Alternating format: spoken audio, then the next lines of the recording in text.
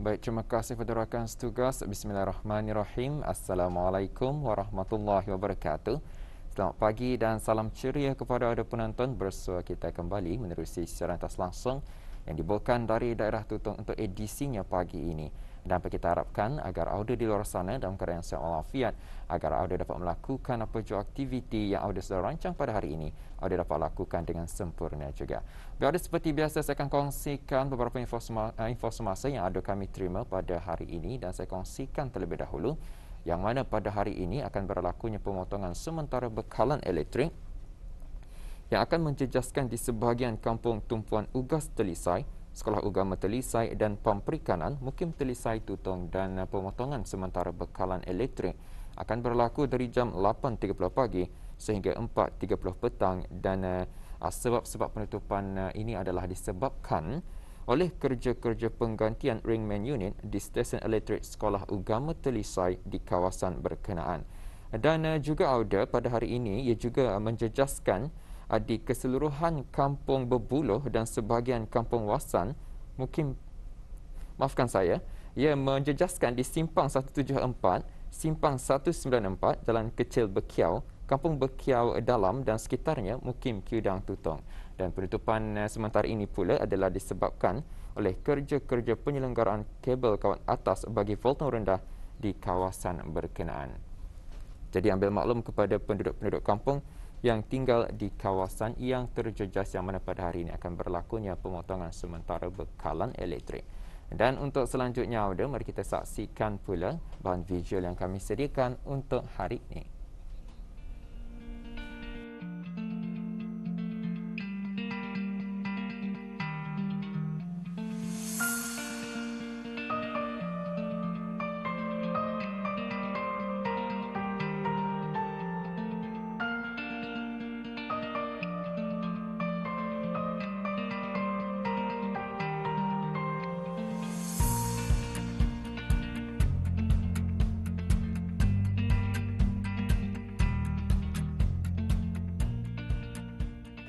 Bismillahirrahmanirrahim. Assalamualaikum warahmatullahi wabarakatuh. Auda, bidang penulisan bukannya suatu bidang yang mudah untuk diceburi, malah yang memerlukan minat, idea ataupun kreativiti untuk menghasilkan sebuah penulisan yang mantap dan disukai oleh orang ramai, khususnya pembaca. Apatah lagi yang berkaitan dengan bahasa dan sastra seperti antologi sajak, cerpen dan sebagainya. Dan Auda, kali ini kita akan mengetahui dengan lebih lanjut lagi bersama salah seorang penulis antologi puisi Pohon-Pohon di Pantai. Penulisan merupakan satu bidang yang tidak asing bagi penggemar-penggemar novel, peminat majalah, buku cerita, surat khabar dan lain-lain lagi. Perkataan yang pendek itu sahaja cukup menggambarkan keprihatinan dan kesungguhan penulis membawa pembaca melayari satu perasaan dan keadaan yang sama dengan penulis tersebut. Ini juga termasuk penulisan yang berkaitan dengan bahasa dan sastera seperti antologi puisi, sajak, cerpen dan sebagainya. Malah bidang penulisan ini setentunya mempunyai manfaat kepada mereka yang meminati dan mencuburi bidang ini, dan secara tidak langsung dapat meningkatkan daya kecekapan berfikir secara kritis dan kreatif bagi para penulis. Baru-baru ini, saya telah pun berpeluang untuk menemu bual salah seorang penulis bagi buku antologi puisi Pohon-Pohon di Pantai, iaitu Haji Abdullah bin Haji Muhammad Tahir.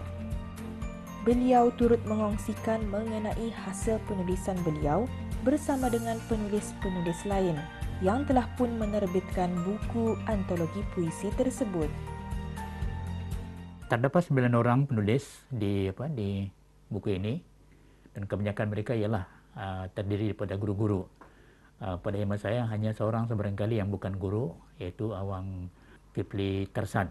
Dan sebenarnya buku ini terdapat keistimewaan di segi penulisan. Penulisnya iaitu kita terdapat di sini ada seorang yang menerima Sea Right Award yang disumbangkan ataupun dianugerahkan oleh pihak kerajaan Thailand, iaitu Rahim MS. Dan seorang di antaranya pula ialah ahli yang berhormat, iaitu Haji Ramli bin Haji Lahid, juga seorang penulis. Dan yang lain itu ialah kalangan guru-guru yang berminat ataupun cenderung dalam penulisan.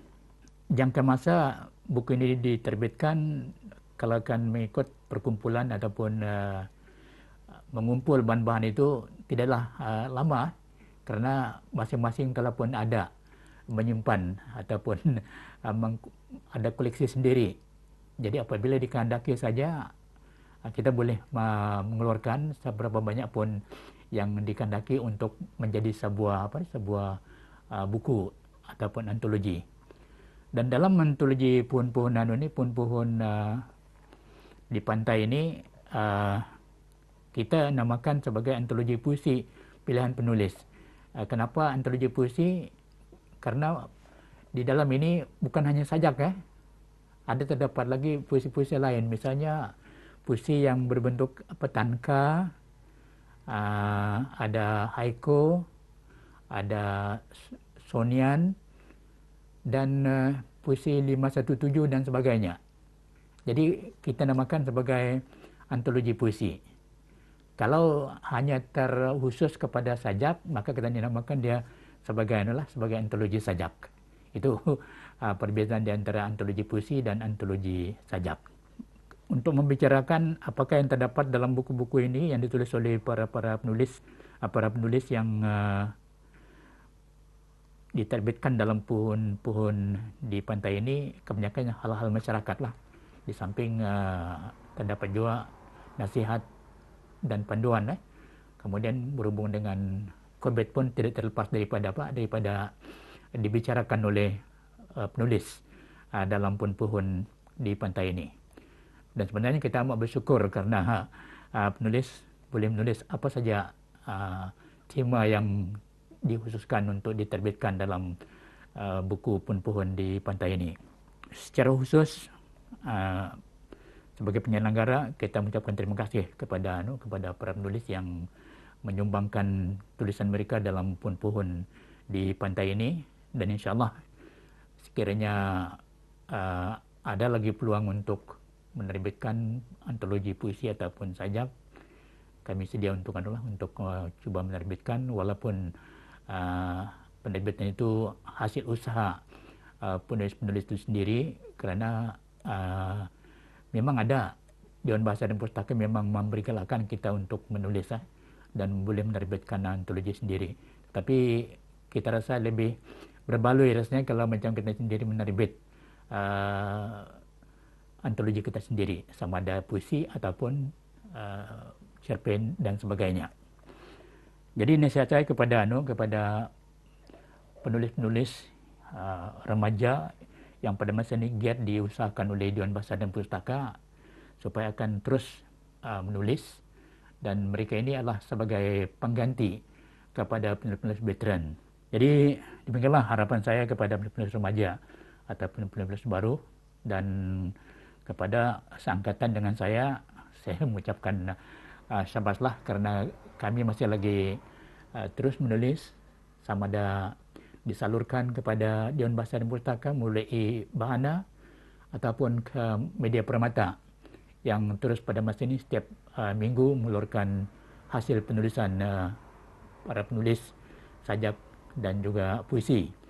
Dan di samping itu ada yang sengaja bergiat dan diterbitkan sendiri di Facebook ataupun di Instagram.